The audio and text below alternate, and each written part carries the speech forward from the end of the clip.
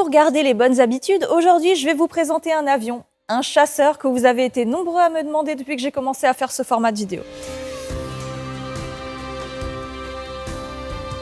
Emblématique de l'aviation de tout un pays, il est devenu légende au-dessus des eaux du Pacifique et son nom est indissociable des kamikazes qui l'ont piloté. Je veux bien sûr parler du Mitsubishi A6M, plus connu sous le nom de Zero. Bonjour et bienvenue dans ce nouvel épisode de Demande à ta grand-mère.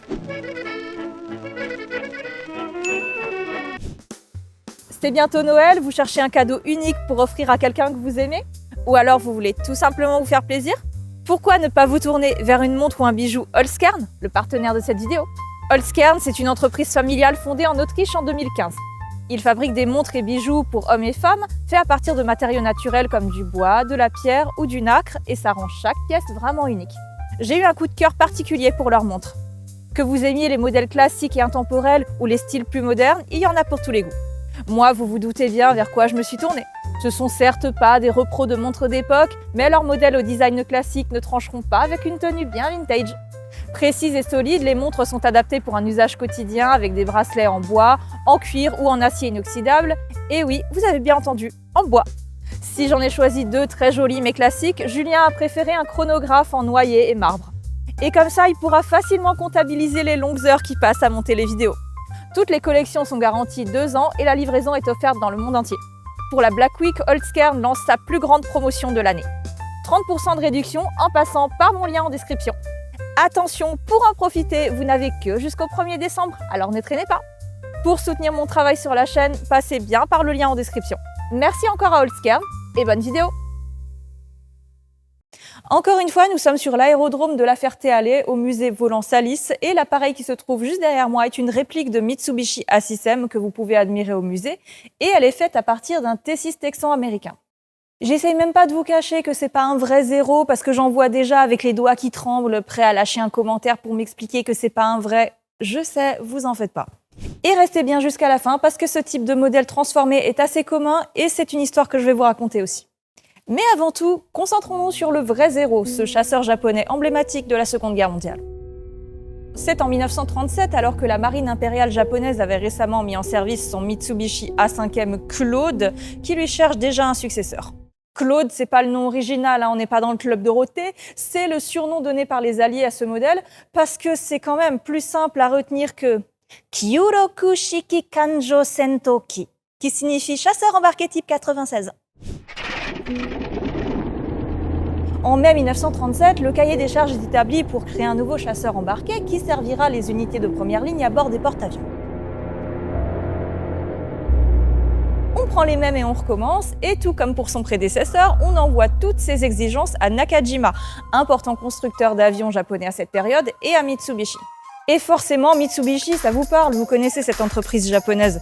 C'est une boîte qui a fait à peu près de tout à travers son histoire. Du transport maritime, de l'exploitation minière, de l'industrie lourde, des produits chimiques, des clims, des produits électroniques, des voitures, des motos. Ils ont même des banques. Bref, c'est vaste. Lors de sa création dans le Japon du 19e siècle, on appelait ça un zaibatsu. Oui, comme dans GTA 2, mais ça n'a rien à voir, c'est pas une mafia. Ce terme désigne un conglomérat à structure verticale composé d'entreprises qui travaillent dans différents secteurs économiques. Un poids lourd du business national, en somme. Mais bien avant de produire la Lancer Evo, on leur donne le cahier des charges pour ce nouveau chasseur. Il doit posséder un équipement radio, pouvoir aller jusqu'à une vitesse de 500 km/h, voler à une altitude de 4000 mètres, avoir une autonomie d'au moins 2 heures à puissance normale et de 6 à 8 heures en mode éco. Il doit pouvoir se doter de réservoirs supplémentaires, transporter 2 bombes de 30 à 60 kg et son armement doit être de 2 canons 20 mm et 2 mitrailleuses 7,7 mm. Tout ça dans un petit avion qui doit avoir une envergure inférieure à 12 mètres puisqu'il sera utilisé sur les porte-avions. Sinon les gars, il y a les ailes repliables, façon Corsair ou Grumman. Faut regarder ce qui se fait ailleurs, c'est juste une idée. Et c'est le moment de faire un ajout de dernière minute. Car oui, dire que le Zero n'avait pas d'ailes repliables, ça serait factuellement faux. Enfin, certains modèles, notamment ceux destinés à l'aéronaval en avaient, et on va dire que c'est pas la taille qui compte.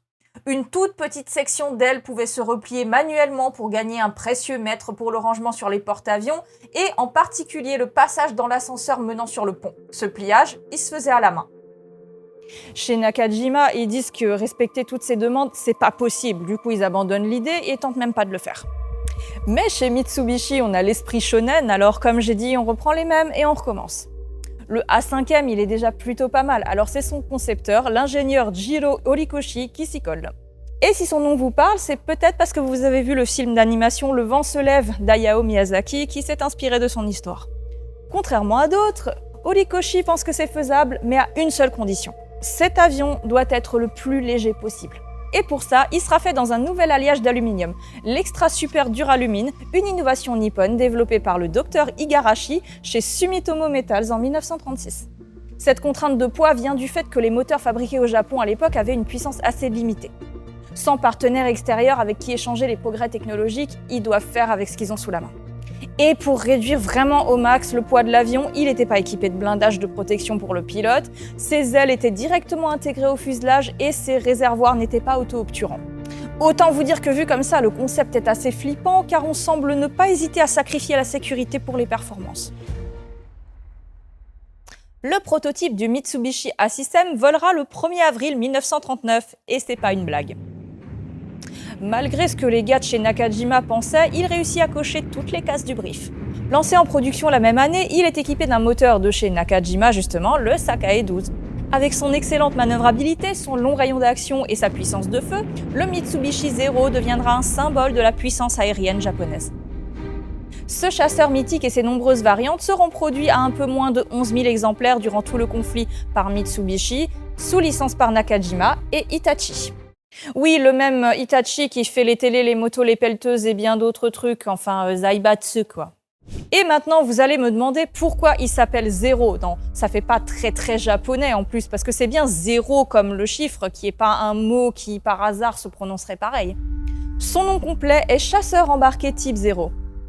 Zero Shiki Kanjo Sentoki. Et les japonais l'appelaient Zero Sen. Le terme zéro s'est intégré dans la langue japonaise à la fin du 19e siècle, durant l'ère Meiji. À cette époque, le Japon s'est ouvert sur le monde et s'est développé sur bien des aspects, en recevant par exemple régulièrement des ingénieurs français et britanniques, afin de moderniser leur industrie et leur armée. Du côté allié, le nom de code donné officiellement à cet avion était Zeke, mais bon, Zéro a fini par s'imposer, et c'est celui qui est resté aujourd'hui pour le désigner.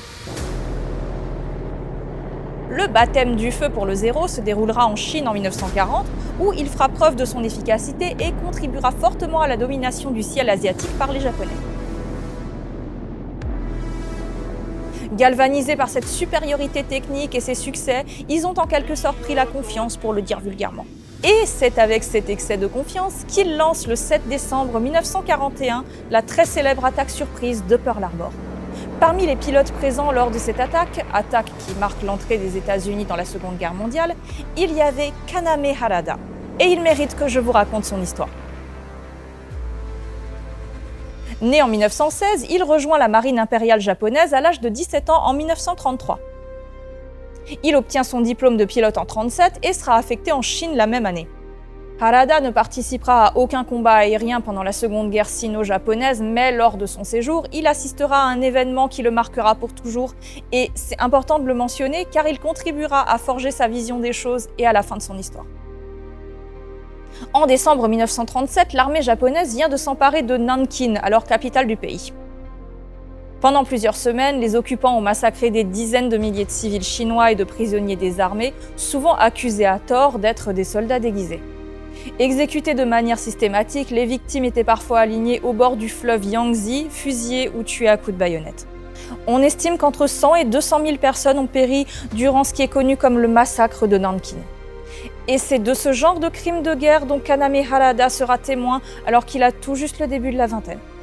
Pour autant, il continue son engagement dans l'armée impériale et participe ensuite à l'attaque de l'USS Panay, un bombardement japonais sur une canonnière fluviale et 3 pétroliers de la Standard Oil.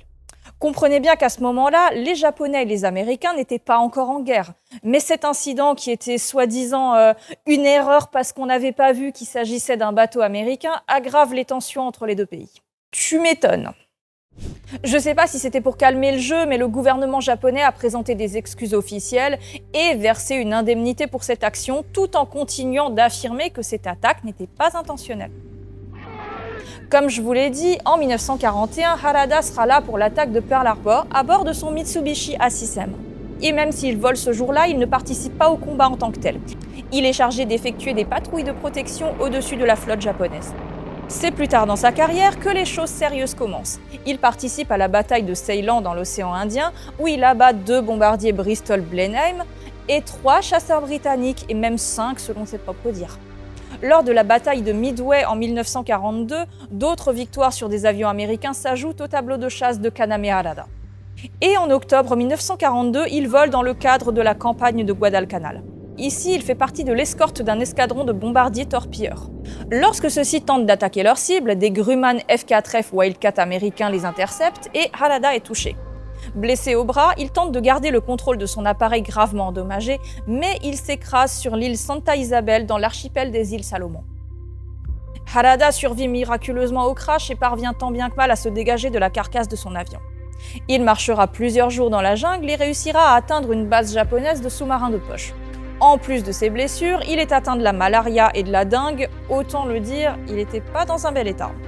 Soigné sur place, il est ensuite rapatrié au Japon à bord d'un navire hôpital. Sa blessure au bras mettra fin à sa carrière de pilote de combat avec 19 victoires au compteur selon certaines sources, mais seulement 9 pour d'autres. Visiblement, les victoires aériennes, ça a toujours été quelque chose de compliqué à comptabiliser et les règles changent très souvent selon les époques ou les pays. Mais bref, je pense qu'ici, il faut juste retenir qu'il a abattu pas mal d'ennemis. Sa carrière de combattant est terminée, mais pas son travail au sein de l'armée impériale. Il devient instructeur de vol et vers la fin de la guerre, il forme des pilotes kamikazes. Et avant de terminer l'histoire de Kaname Harada, il est important que je vous parle de ces pilotes qu'on associe d'ailleurs très souvent aux héros. Parce que c'est vrai, l'appareil a été beaucoup utilisé lors de ces missions plus que spéciales, dont les pilotes ne revenaient jamais. Mais bon, juste pour être bien clair sur le sujet, ils ont utilisé beaucoup de Zero, mais ils ont aussi utilisé d'autres modèles d'avions dans ces missions. C'est le vice-amiral Takijiro Onishi qui a eu l'idée de créer les escadrons de kamikazes en 1944. Leur première apparition officielle a lieu pendant la bataille du golfe de Leyte.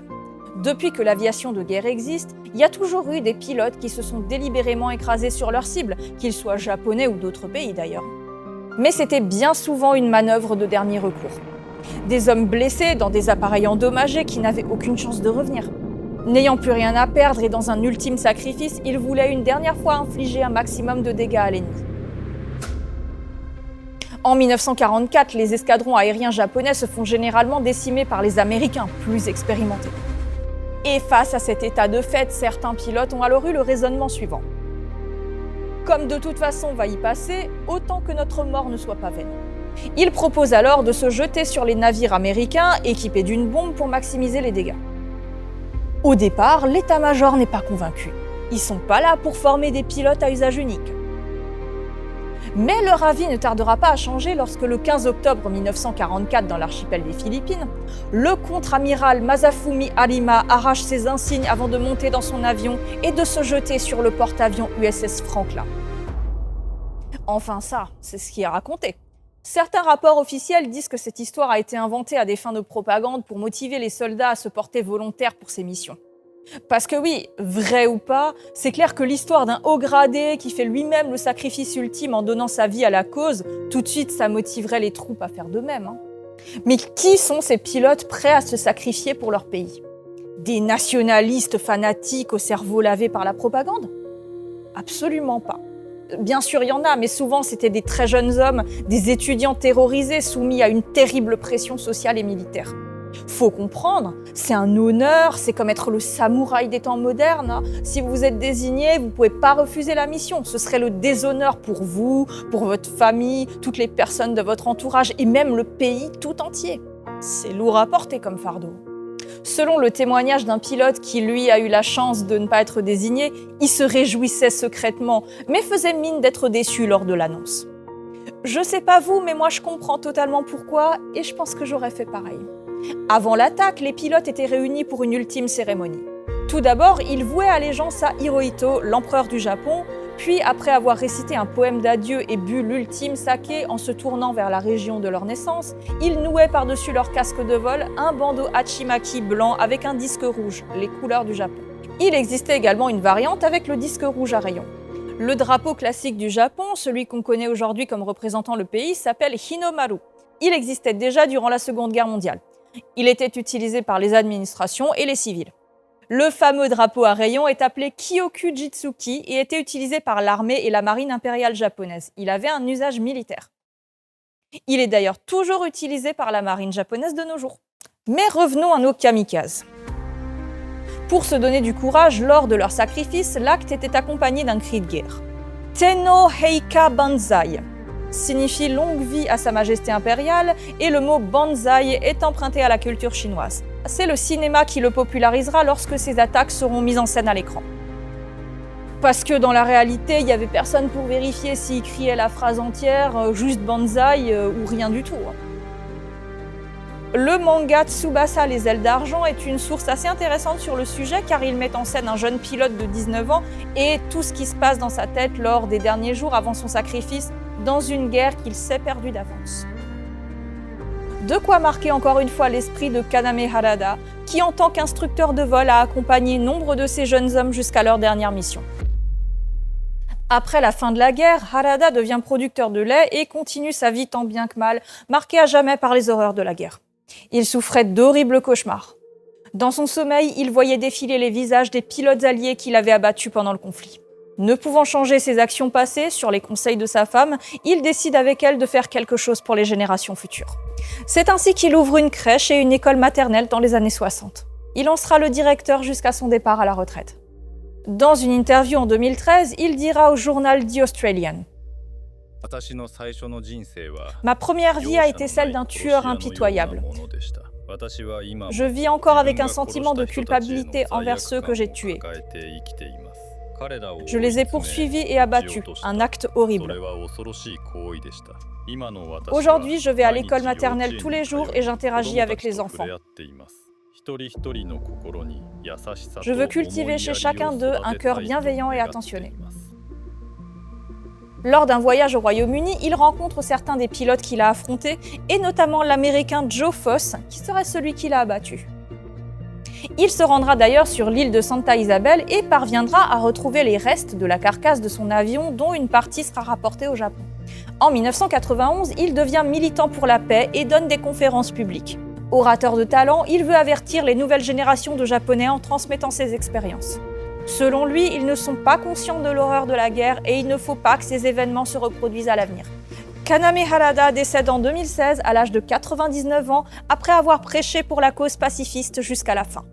Il était le dernier pilote japonais encore vivant qui avait participé à l'attaque de l'USS Panay et de Pearl Harbor. Parmi les nombreux pilotes de Zero, il y en a un autre dont je voudrais vous raconter l'histoire. Il s'agit d'Hiroyoshi Nishizawa.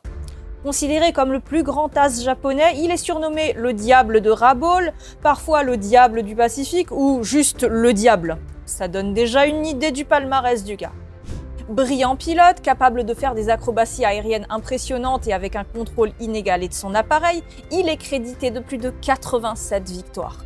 D'autres sources disent 103, voire même 147, mais comme toujours dans les victoires dans l'aviation, vous savez, c'est compliqué. Surtout qu'en plus, les Japonais ont tendance à les attribuer plutôt à des groupes qu'à des individus. Nishizawa faisait partie d'un trio bien connu de pilotes japonais appelés les nettoyeurs, avec ses camarades Saburo Sakai et Toshio Ota. Bref, il y a aussi les exagérations, mais en tout cas, il est le pilote de chasse japonais le plus décoré de toute la guerre et croyez-moi, il a peur de rien. Le 25 octobre 1944, Nishizawa prend la tête d'une escadrille de 4 chasseurs A6M5 chargés d'escorter la première attaque kamikaze majeure de la guerre, dirigée contre la force opérationnelle Taffy 3 qui protège les débarquements lors de la bataille du golfe de Leyte. C'est au cours de cette mission que Nishizawa, alors escorteur, enregistre ses 86 et 87e victoires aériennes contre des Grumman F6F L4. Ce seront les dernières de sa carrière. Durant le vol, il est saisi par une prémonition, la vision de sa propre mort. Une fois rentré à la base, il transmet son rapport au commandant Nakajima, puis se porte volontaire pour participer à l'assaut kamikaze prévu le lendemain. Quand je vous disais que les kamikazes étaient surtout des jeunes soumis à une forte pression et pas des fanatiques au cerveau lavé, fallait comprendre pas tous. Parce que Nishizawa, lui, il est à fond et il a peur de rien, pas même de la mort visiblement. Mais sa demande est refusée. Quand je vous ai raconté l'histoire des kamikazes juste avant, je pense que vous avez vite compris qu'ils n'envoyaient pas les meilleurs. Déjà qu'ils n'en avaient pas des milliers à sacrifier. Jamais de la vie ils auraient sacrifié un gars comme Nishizawa. Mais par contre, va pour sacrifier son avion. Son Zero A6M5 est armé d'une bombe de 250 kg et confié à Tomisaku Katsumata, moins expérimenté donc assigné pilote kamikaze. Lors de sa mission, celui-ci plonge sur l'escorteur de porte-avions USS Suwannee au large de Surigao. L'impact sur le pont d'envol provoque l'explosion de l'appareil ainsi que celle d'un bombardier torpilleur en cours de récupération, entraînant la destruction de 9 autres avions stationnés. Le Suwannee ne coule pas, mais reste la proie des flammes pendant plusieurs heures. 85 marins sont tués, 58 portés disparus et 102 blessés. Mais Nishizawa, de son côté, il n'a pas oublié qu'il s'est vu mourir et il est toujours persuadé qu'il va pas vivre vieux. Quelque part, il avait pas vraiment tort. C'est le lendemain qu'il embarque avec d'autres pilotes dans un avion de transport à destination de Luzon aux Philippines pour chercher de nouveaux zéros. En vol, l'appareil est abattu par des Hellcat et Nishizawa meurt en tant que passager, réalisant ainsi sa prémonition, mais peut-être pas de la manière qu'il envisageait. À titre posthume, il est promu sous-lieutenant et reçoit le nom bouddhiste Bukai-in Koan Gikko Kiyoshi, ce qui signifie à peu près « Dans l'océan des guerriers, un modèle noble, porteur de justice et de mérite, honoré parmi les hommes ». Oui, je sais, ça fait un peu pompeux, mais c'est pas évident à traduire. Ses funérailles n'ont lieu qu'en décembre 1947, 3 ans après sa mort, et son corps, lui, n'a jamais été retrouvé. Ayant seulement 24 ans lors de son décès, on ne peut qu'être impressionné par l'intensité et la brièveté de sa carrière militaire au sein de l'Empire du Soleil Levant. Comme je vous l'ai dit au tout début de la vidéo, l'appareil que vous pouvez voir ici au musée Volansalis n'est pas un Mitsubishi Zero, mais un North American T6 Texan modifié. North American, c'est ceux qui ont conçu le P-51 Mustang, et j'avais fait une vidéo dessus si vous voulez aller jeter un œil après celle-là. Cet avion appartient à l'amical Jean-Baptiste Salis et il leur a fallu 2 ans pour effectuer cette transformation. Et pourquoi une réplique ? En fait, le truc, c'est que des zéros, il en reste extrêmement peu dans le monde, et encore moins en état de vol. Sauf que le cinéma, surtout américain, est très friand de la thématique pacifique, donc pour les films, on en a besoin, alors il faut bien trouver une solution. Si aujourd'hui on se prend plus la tête et qu'on fait ça à base de CGI, dans le cinéma des années 70, on n'a pas encore cette option à disposition.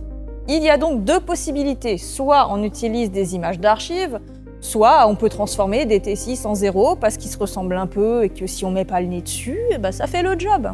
Souvent ils faisaient un peu des deux. Petit point d'honneur pour le film Pearl Harbor en 2001 avec Josh Hartnett et Ben Affleck. Je crois que je le sors comme référence dès qu'on parle du Pacifique, celui-là. Mais bon, qu'est-ce que vous voulez ? C'est un film de ma jeunesse et j'avais le poster dans ma chambre à l'époque. Bon, j'avoue que c'était pas pour les avions. Dans ce film, ils ont utilisé un des rares vrais zéros existants pour quelques scènes. D'après mes recherches à ce moment-là, il y avait encore 5 zéros volants, tous aux États-Unis, et aujourd'hui, apparemment, il en resterait qu'un seul. Pour les films plus récents, comme par exemple Midway en 2019, ce sont des images de synthèse qui ont été utilisées. Alors oui, bien sûr, si vous êtes un vrai passionné du zéro, vous allez facilement faire la différence, voire même me dire que les 2 avions ne se ressemblent pas du tout. Mais pourtant, dans le cinéma, ainsi que dans des nombreux meetings aériens, l'illusion fonctionne et c'est quand même cool de pouvoir simuler des dogfights avec des zéros. Lors de la fête aérienne Le Temps des Hélices qui a lieu ici au musée, vous pouvez voir des reconstitutions de combats mettant en scène ce genre d'avion et c'est plutôt cool. J'ai pas encore eu la chance de pouvoir venir y assister faute d'un emploi du temps bien chargé, mais si j'en ai la possibilité, j'y manquerai pas. L'amical Jean-Baptiste Salis a fait un très beau travail et c'est grâce à cette réplique que j'ai pu vous raconter cette histoire qui n'est que trop peu contée par chez nous. Merci encore au musée et à ses équipes de nous avoir accueillis pour ce tournage. À l'aérodrome de La Ferté-Alais, c'est plus de 50 appareils qui sont exposés. Des pionniers du début du XXe siècle aux avions militaires de la Seconde Guerre mondiale, dont ce T6-0 et bien d'autres avions légendaires. Le Mitsubishi Zero restera dans l'histoire comme un paradoxe volant. Un avion conçu sans blindage, sans réservoir auto-obturant, fragile et vulnérable au moindre tir ennemi, et pourtant redoutable dans les mains de ses pilotes. Avec son agilité incomparable et son rayon d'action immense, il a semé la terreur dans le ciel du Pacifique et est devenu le symbole de la force aérienne japonaise. Fragile mais mortel, le Zero incarne à lui seul la gloire, les excès et la tragédie de l'aviation impériale. Un chasseur mythique dont l'ombre plane encore aujourd'hui sur l'histoire de la guerre.